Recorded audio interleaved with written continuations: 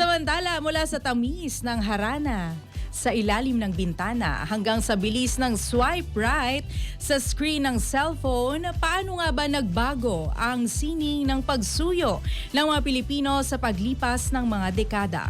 Ngayong araw, babalikan natin ang mga tradisyong humubog sa ating kultura mula sa paninilbihan sa pamilya hanggang sa formal na pamamanhikan. Narito ang FYI report ni Fred Rabanal.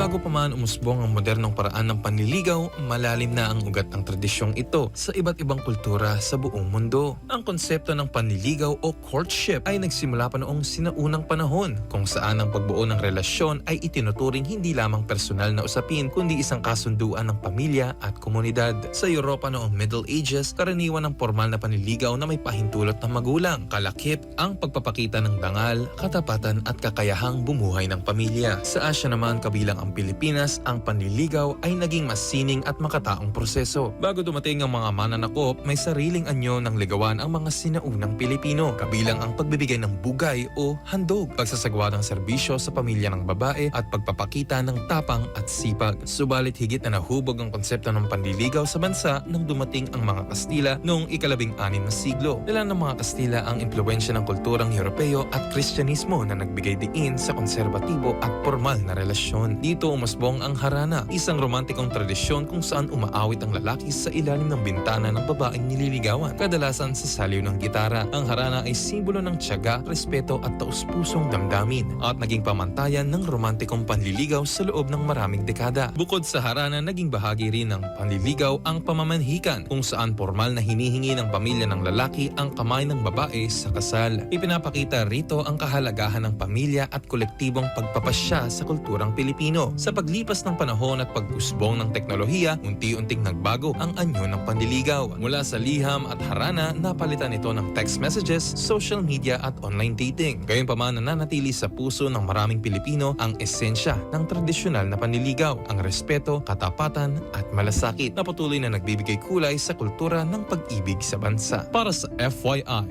Fred Rabanal, Abante.